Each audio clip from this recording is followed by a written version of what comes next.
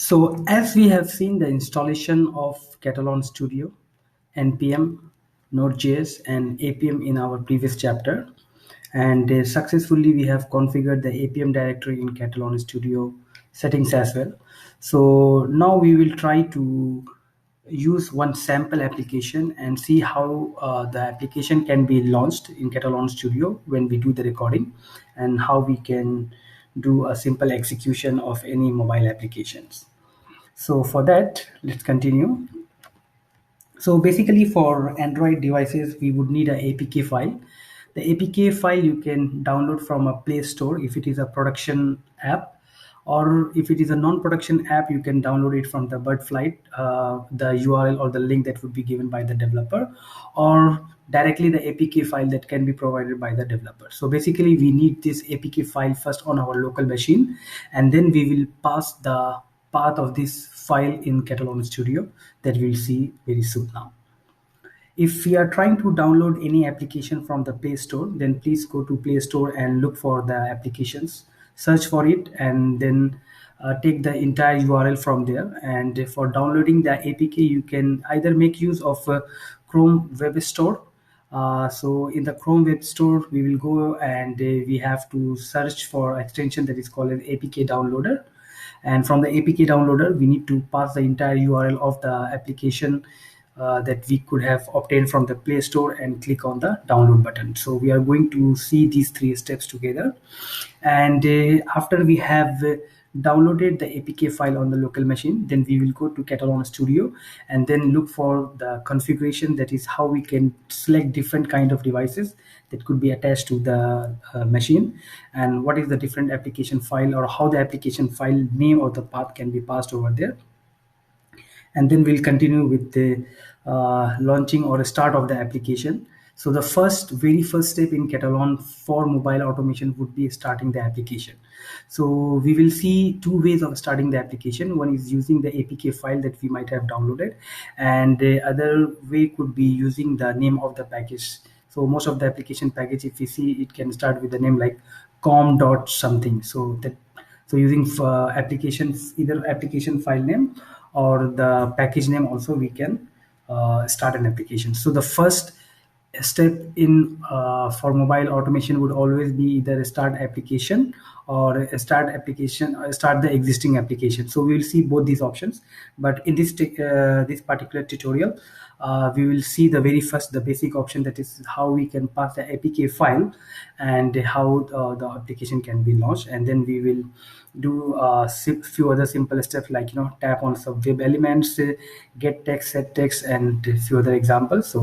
So basically this particular chapter is more on how we can pass the APK files or to launch the application, that is start application, and how we can make use of different kind of stores like Play Store, Chrome Web Store and whatnot to download the respective APK files, right? So in this tutorial we are going to make use of booking.com, and so probably, yes, that would be the application that I would be taking for the demonstration purpose. So let's get started with that. Okay, before we see how to download the APK file on the local machine, let me show you something here first.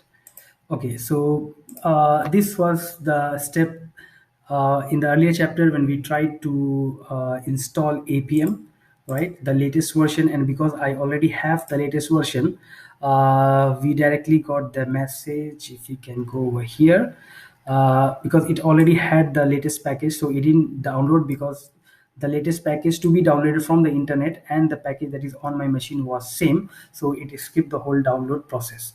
So behind the scene, what I have done is I have tried to download a latest package and a specific package. So this is just to show you, when you try to download it, how would the results look like. So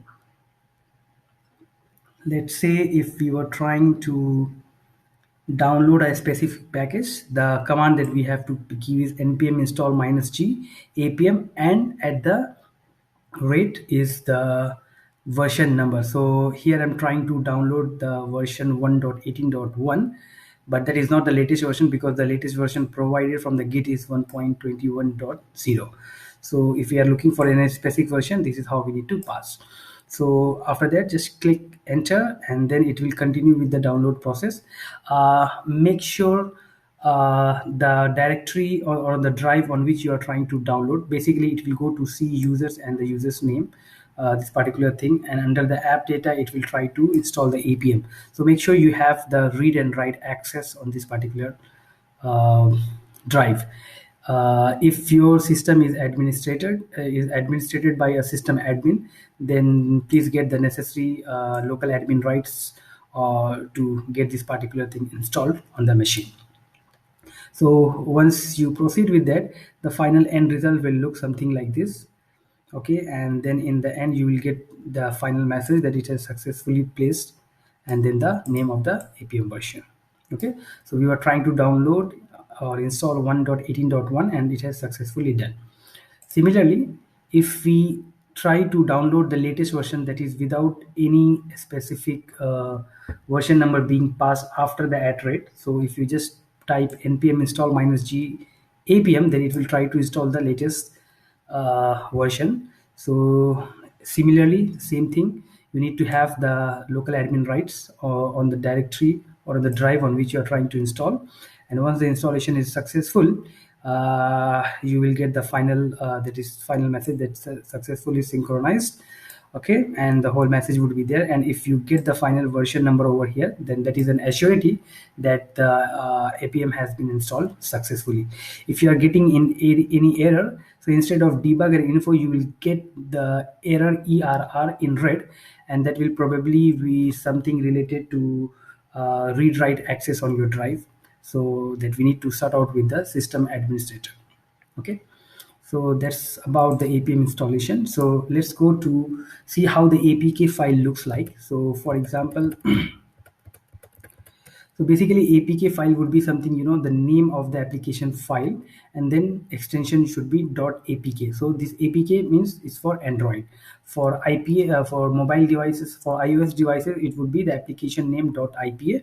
So because we are going to do a demonstration for android devices, it would be application name .apk. So consider this was the example, that is, the apk file has been provided by the developer, so you can just copy and paste it into any folders on your local machine. If you don't have, and let's say they give you a bud flight link or a play store link, so all we need to do is to go to play store or bud flight and try to download it. So consider that we take an example that let's say we have to download an application from the play store. So we will go to play store, this is the link, so we can go over there. So okay, so we will go to play store.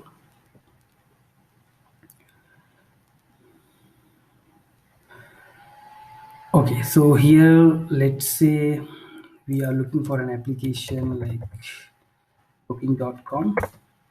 Okay, so this is the first step. Go to play store, look for the application and identify your application and click on that and copy the url. We need to copy this url, and then we need to go to chrome. Okay, under the chrome web store, from the chrome web store, try to search for apk downloader. Since I already have it, that's why it is tagged as added. In your case it would not be there, so try to add it first and then click on the link over here. Go to this particular link and you need to scroll down. Sorry, you need to click on new apk downloader, and from the play store, for example, from the play store we were looking for booking.com, for example. So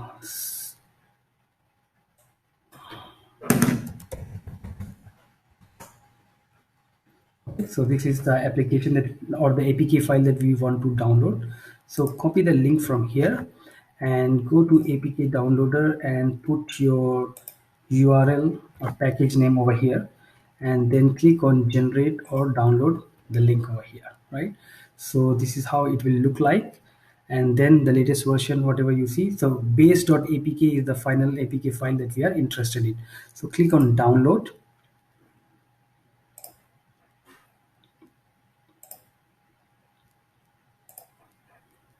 Okay, so you can pause this one. So the apk file has been downloaded. So for example, let's say this is the apk file, so take it out from here, and let's say I put it over here. Because the name is quite big, so you can definitely go and change the name, but don't change the extension, that is .apk. So I will call this as booking.com.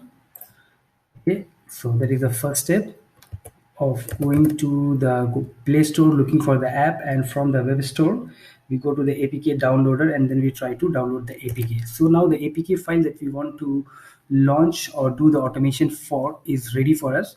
So all we need to do is go to Catalan, and yeah. So what I will do is I will open Visor as well. Okay, so for that I need to open my Visor. Okay, so here is my phone. So this is the view of my phone.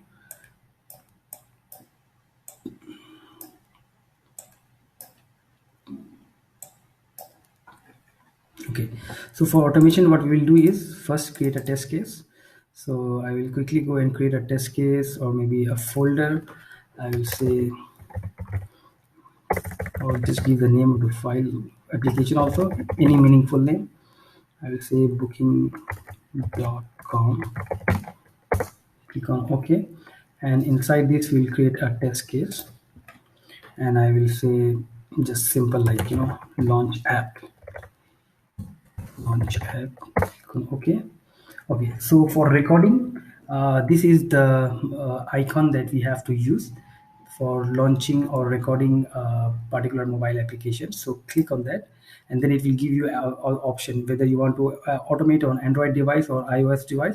But because this is a Windows machine, so by default only Android device would be enabled, iOS would be disabled.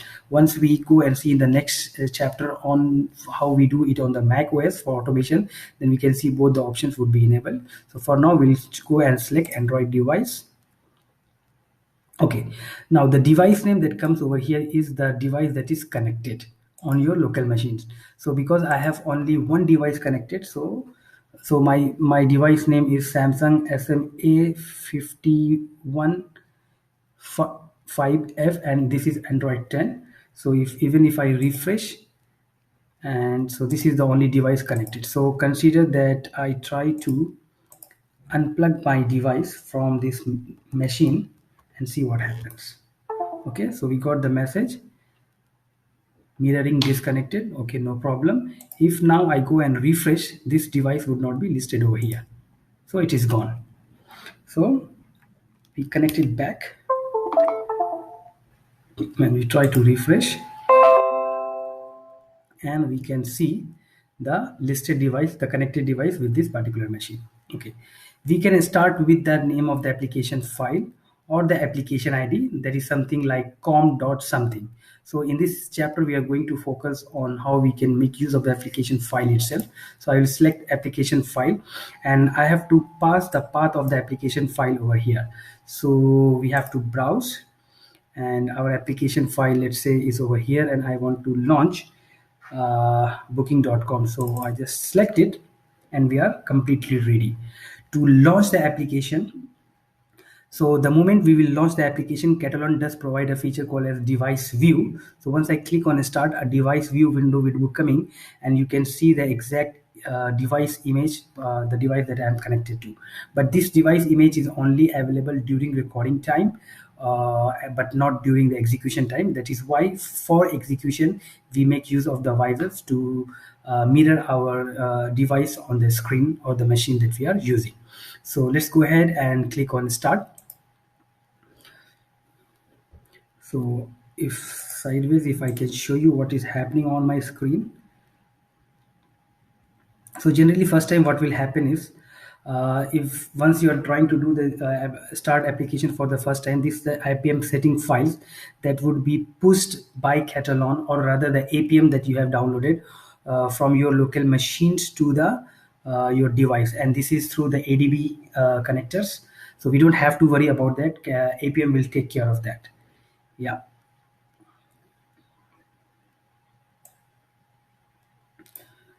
So okay. So this is my actual device from the visor. So it is trying to launch the device. Okay, so that it got hidden now. So this device view that is coming on the right side of my screen is from the Catalan. Here you can see device view. So this device view is only coming, like what I mentioned, is only during the recording time, not during the execution time. For execution time, if at all, for demonstration purpose or for whatever purpose, we have to share our screen and show the actual application being run on the device, then we can make use of the visor. Okay, there is one important thing to note. If I open my visor and the device view, you can see the current screen on my application is this particular page. That is like full application has been open to the first view of the page, but here in the device view it is still tried to capture the screen by the time it was trying to launch. That is loading, it was still loading, so at that time only it has captured.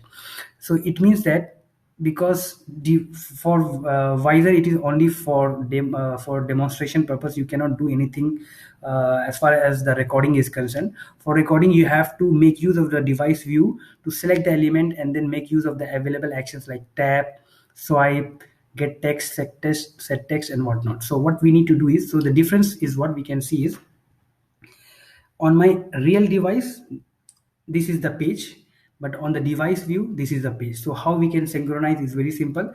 Just click on capture object, so it will recapture the object. So basically what happens, whatever the objects that has been captured over here, it has got a default time. Between the default time, whatever the page is available on the mobile device, it will capture only that. So to refresh, to capture this particular whole thing in the device view, so just click on capture objects and then it will refresh, and then all the new objects would be coming up over here. So now you can see all the objects are over here. So here on the left side, let me just explain this whole thing. For automation, what we need to do is just click on any select on anything that we want to interact with. For example, if I select on this one or select on search button, and once we click on tap, the actions would be recorded. So as we have seen earlier in web automation, the first application would be launching the browser. So here for mobile application, the first step would be start application. So because the application was launched by the APM, that's why APM in the background, that's why Catalan has recorded that as the first action. After which, whichever action that we are going to take now and click on the available actions, then it is going to interact with that particular web element. So basically on the left hand side is all the web element that is available on the device view or the first page of the application. So for example, let's say we are looking for this today's deal, right? So this is the particular object. So if you want to interact with it, for example, get the text of it or tap on it, you can select that particular element either from the left panel, which is on the all the objects, or directly from the device view of the application, and then click on tap or whatever the actions, and then that would be recorded as a new step in Catalan. So what we are going to do now is, because this demonstration for this chapter is only focused on how we can launch an application and do simple recording. So for example, let's say I want to click on search. Okay, so the moment we click on search, you can see it is getting highlighted in green box, and the same whatever the object that you select from here, it will have the respective objects from the left panel. So after I click on this, for recording purpose, I will say tap, that is click on it or tap on it, and then that would be recorded as a second option, second step, and that will come under the recorded action. So you can see tap and then the element name, right? At times it might happen the whatever the screen that you see on your real mobile device and in the device view is not in sync, like what we have seen just now. In the device view it was just booking.com, and but on the real device it was the actual first page. So if that scenario happens, just always click on capture object. So as a good practice to have the actual objects and the real objects and all the fresh, the object repository is fresh. So before I go to the next screen, even it might have captured all the objects for just to save time and we don't land up in some other issues that we should not be unnecessarily dealing with. So just click on capture object. It will just take another 3 to 4 seconds just to refresh it again. Okay, So that is just a small tip. So let's say now we want to, let's say, click a destination, a hotel or a resort. Let's say I want to go by this particular element, right? So let me just explain you the hierarchy of it.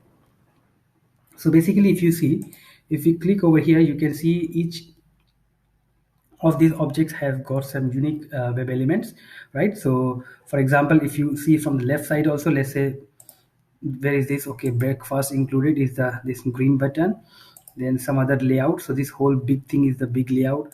Below that is a group. So under the group there are two items. One is the name of the hotel and the rating, the star, how many stars, is it a 5-star hotel or 4-star hotel. So group is, these two elements has been, the developer, they might have, group them as one group. So name and the rating of the hotel. So if below that, if I come, I can see the actual hotel by name, by the visible text, and also the rating, and a few other things over there, right? So let's say I want to, so there is two ways. Either if you can click on the in the device view and select on which you want to tap, or if you want to locate it from all the objects on the left panel, then also you can do. So I always say, because it would be an ocean of the objects over here, and it would be very difficult to go and identify it. So basically, to further drill it down, what you can do is click on the zoom in the area where you want to click. For example, let's say here. So here you don't want to click on the whole thing, but here it is giving a full group name. But inside there, let's say you want to click on this one, so at least go under that first. Okay, and then from that you can see the name of the hotel and whatnot. So let's say I want to go and tap on this one, so I will select this one, so that is selected, and I will click on tap.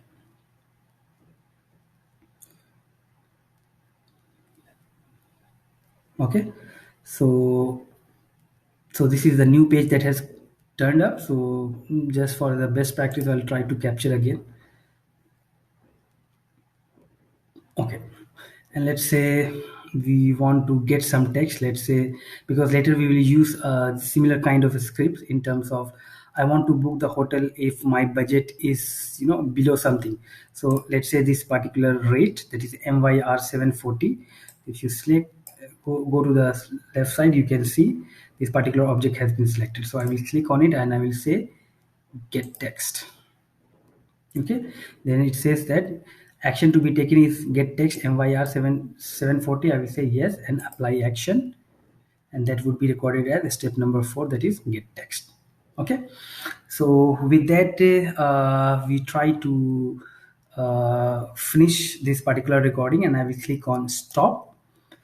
Okay, after stop is done, then we already have seen in our first course, before we can close this particular UI, we have to store the script and the objects into the object repository. So click on OK, and here I will try to create one more object repository under the main folder. I will say mobile. Okay, this is for booking.com. Click OK, and inside that, let's say I want to create another folder. I'll say launch app, any meaningful name that you want to give, and then click on OK. So your entire script has come over here, and you can see the object repository is also ready. So what we will do now is we will try to run the app, and as we have seen earlier, for running the app we can make use of the visor to see what exactly is happening on the real device. One important thing to know, for start application, if you click on the input parameters, it has a feature or a parameter name that is called as uninstall after close app. So basically what will happen, if the value is true, and next time when you are trying to run the script, and if the setting is true, it will try to uninstall the app and then install again. So consider an example where you have application basically into financial institution.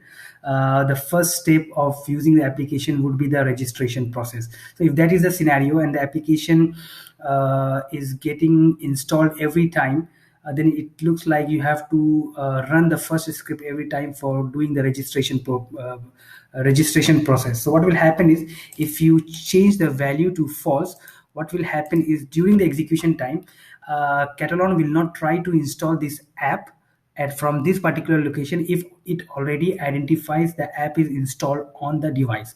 So we don't have to worry about it. Just make sure the app is installed, so that, and the registration process is done already, so that the second script could be like, doing some kind of, fund transfer, or some kind of, any other transaction, so that onboarding process is there. So as part of the whole automation runs, so what will happen is, you can run it as a test suite, that is, run the registration process, onboarding process first, and then continue with the rest of the modules and the transaction or the transfers or the different types of functions that you might have. So that is how, why this value of true and false would come very significant in those kind of scenarios. So in our example, we'll just try to make use of it, though it will not be much significant, but definitely you can see the app will not be launched, installed again, because I have provided the value as false.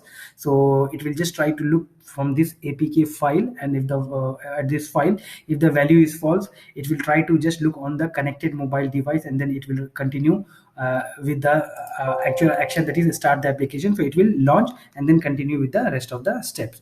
So let me quickly click on OK. So for execution, as we have seen in our first course, for execution you can make use of the green button if that is the default option. But let's say what is our default option for now. So our default is Firefox. So if you want to change it to Android so that you can make use of the green button, is all that you need to do is go to project settings, execution, and here from the default execution we change it to, let's say, Android. Apply, click on OK, come back here, and then see, yes, the default is Android now. So if I just click on run, then we can see what will happen. So I will try to bring my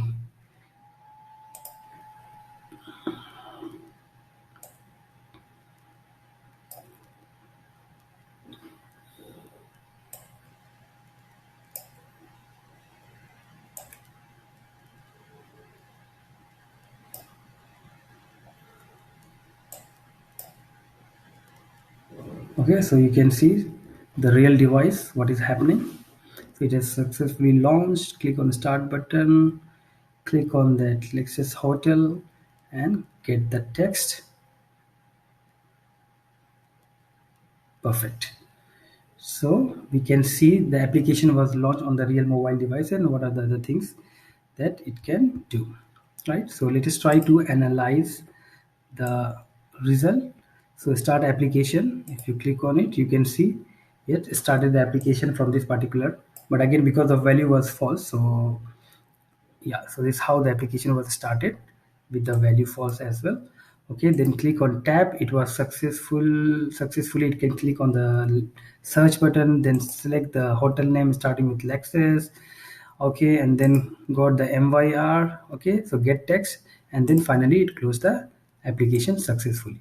So this is how we make use of Android devices to do automation on Android devices with on Windows. So in the next chapter, we will see how we can use Android device and the iOS device on the Mac OS. So rest of all the chapters would be recorded on the Mac. So see you in the next chapter. Thank you.